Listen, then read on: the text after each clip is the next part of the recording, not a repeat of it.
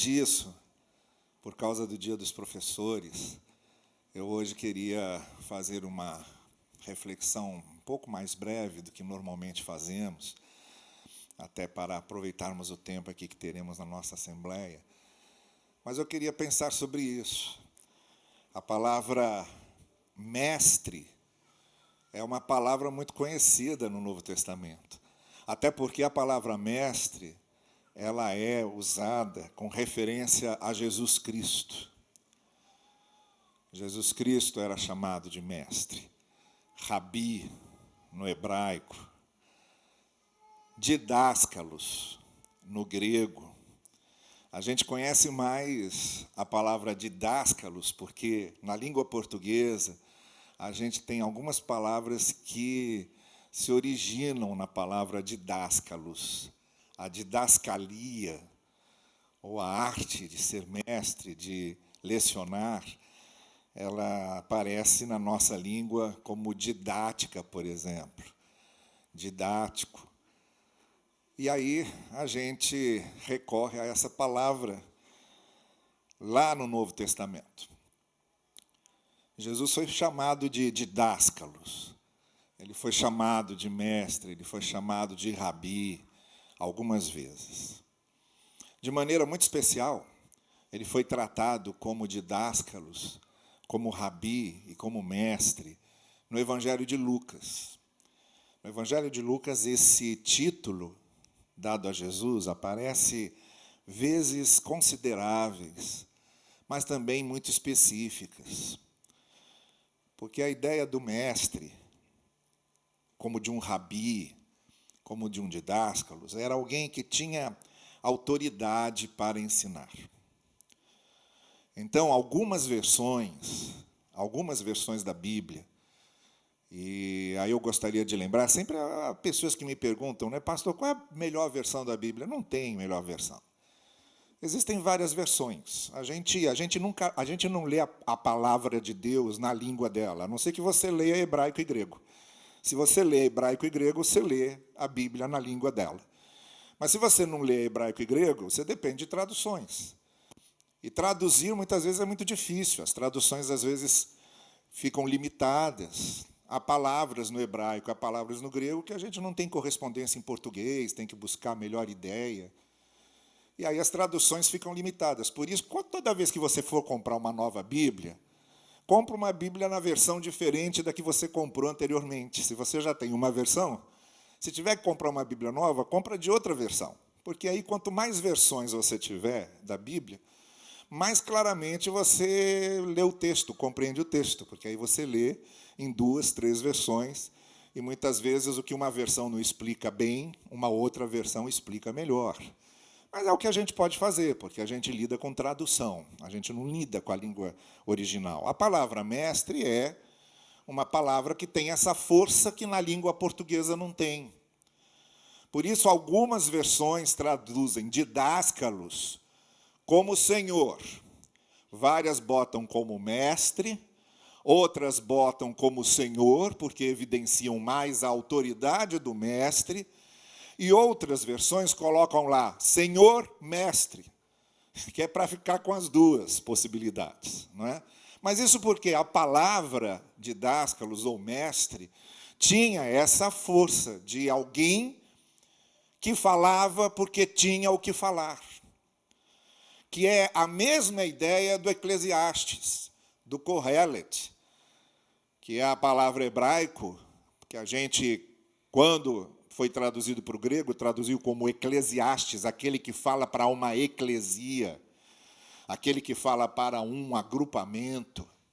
O Eclesiastes é alguém que está falando para um agrupamento, mas o Kohelet significa aquele que fala.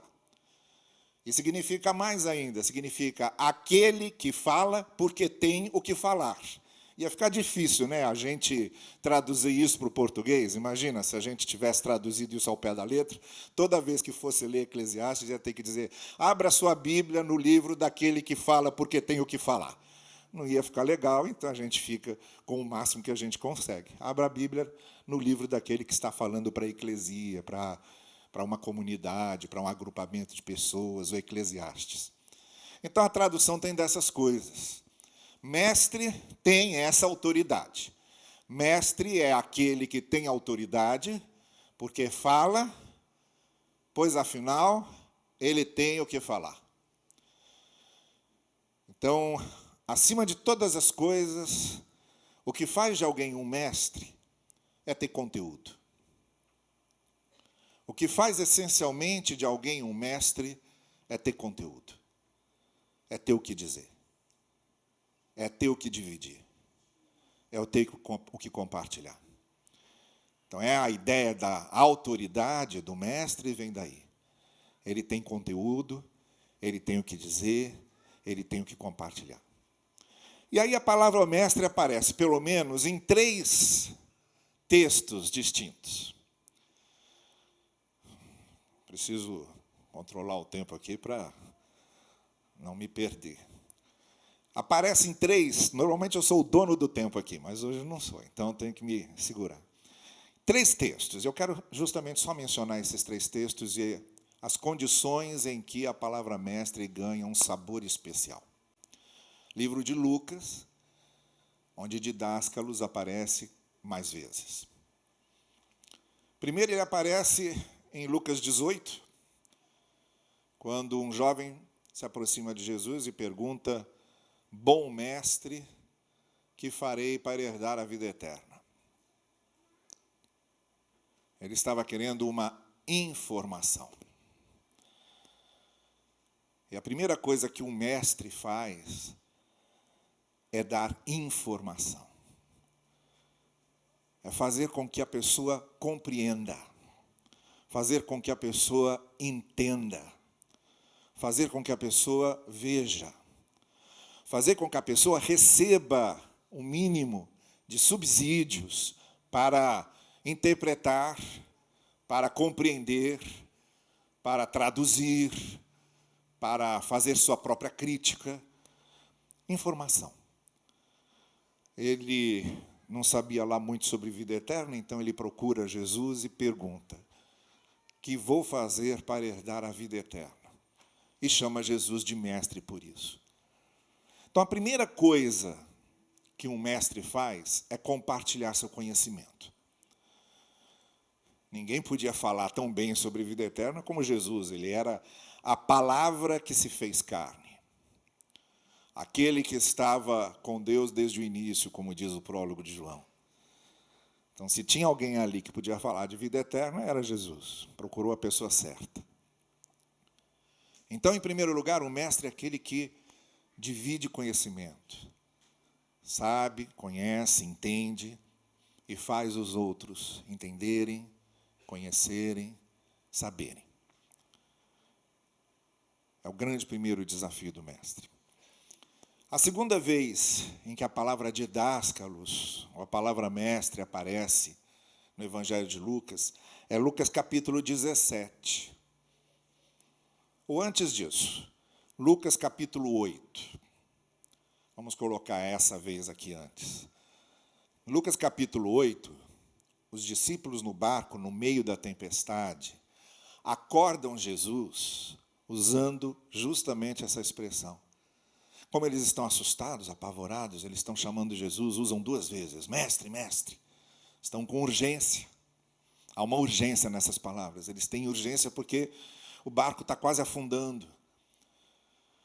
E aí, nesse contexto, Jesus Cristo acalma aquela tempestade. E aqui, eu vejo a segunda influência que um mestre tem na vida de uma pessoa, que é a influência da formação. Não só um mestre compartilha seu conhecimento, não só ele está informando, mas ele está formando pessoas para saber lidarem com as suas tempestades, com as suas questões, com suas dificuldades. Um mestre nunca dá só informação. O mestre dá informação num contexto. Um mestre dá informação sabendo que seus ouvintes não são só máquinas computando informações. Por isso é ridículo querer que um professor não seja crítico. É ridículo falar no ensino que só dá informações sem criar ambientes críticos, sem ensinar o aluno a pensar por si mesmo. Porque uma aula não é um lugar em que o mestre só dá dados, só expõe uma tese, só apresenta estatísticas. Não. Uma aula é um lugar em que o mestre está ajudando o seu aluno a ser uma pessoa crítica, a ver o mundo e entender e compreender como o mundo funciona, a pensar e refletir, porque nós temos as nossas tempestades interiores e exteriores. E quando nós temos um mestre que só não nos passa informações, ele passa-nos informações contextualizadas, informações atualizadas, informações que têm a ver com vida, que têm a ver com experiência de vida, em que a gente começa a entender por que aquela informação faz sentido, onde ela se encaixa, onde na minha tempestade pessoal, e onde, nas diversas tempestades que eu vou enfrentar na vida, aquelas informações me serão válidas. Isso é um mestre. E Jesus fez isso. Ele foi chamado de mestre no meio de uma tempestade, porque ele ia ensinar para seus discípulos como eles superariam suas tempestades. Ele não estava só dando a informação. Ele estava dando formação. E o terceiro texto, a terceira passagem, em que a palavra didáscalos aparece, aí sim, a gente vai lá para Lucas 17, foi o episódio dos 10 leprosos. Aqueles 10 leprosos foram buscar Jesus Cristo e disseram para ele: Mestre, cura-nos. E aí depois, um deles, só um, justamente o que era samaritano e não era judeu, voltou para agradecer. Porque o mestre não apenas os curou, o mestre ajudou ao menos aquele samaritano a ser transformado. Então, o mestre não é só o que dá informação. É o que dá informação, sim, tem conteúdo para informar, para compartilhar seu conhecimento. É mestre porque tem o que dizer. Mas, além de dar informação, ele dá formação. Ele ensina o aluno para viver o que aprendeu no contexto dele, na realidade dele, na experiência dele.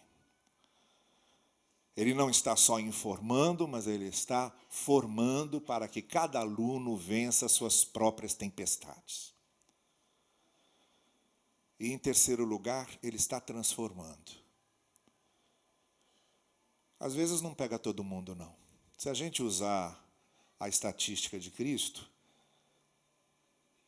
de cada 10 leprosos curados, só um volta para agradecer. Não é lá uma estatística muito boa. Não é uma estatística muito boa. Nem é lá uma estatística muito animadora. Alguém que quer ver vidas transformadas, talvez não veja isso acontecer com muita frequência, porque não são todos. Mas o professor também é um semeador. Cristo semeou entre 10 leprosos, colheu de um. Colheu de um samaritano, que no caminho lá foi pensando, peraí, alguma coisa aqui tem que acontecer. Eu não merecia, fui agraciado, estou aqui curado. Eu tenho que fazer isso valer a pena, eu tenho que agradecer isso. E voltou para agradecer. Sua mente foi transformada. Um mestre, ele informa, ele forma e ele transforma. Na semeadura que ele faz, ele está lançando sementes que vão transformar vidas. a partir do conhecimento que receberam. Mais do que as aulas, muitas vezes, o mestre é aquele que, em seus comentários, vai despertar muita coisa nos alunos. E muitas vezes um aluno lá na frente, às vezes décadas depois, como é o meu caso, 40 anos depois, eu me lembro direitinho daquela professora, daquela opinião, daquela crítica, daquela interpretação da realidade, que eu trago até hoje e me abençoou para a vida toda. Transformou, mudou minha cabeça, mudou minha mente. E pude dizer para ela, 40 anos depois, aí disse isso ontem ainda ela. Ainda ontem, passei uma mensagem para ela, agradecendo a vida dela, e o que ela representava, a minha professora de literatura, e o que ela representou na minha formação. Não tem como medir isso. Você nunca terá, como professor, como mestre, como medir os resultados que a sua semente vai produzir na vida, no coração dessas pessoas. Não tem como medir. Mas é uma semeadura. O mestre é aquele que semeia transformações. Então, nós queremos homenagear os mestres hoje. Vocês, mestres, têm essa grande bênção de se identificarem com Jesus, porque ele também era um mestre. Era também um didáscalo, era também um rabi. Vocês, mestres, se parecem com Jesus hoje 2 vezes, não só porque são discípulos de Jesus, mas porque têm o mesmo trabalho que Jesus tinha. A mesma coisa que Jesus fazia, vocês fazem. Por isso a vida de vocês é tão preciosa para nós. E nós queremos homenagear e agradecer a Deus pela vida de vocês. Então eu vou chamar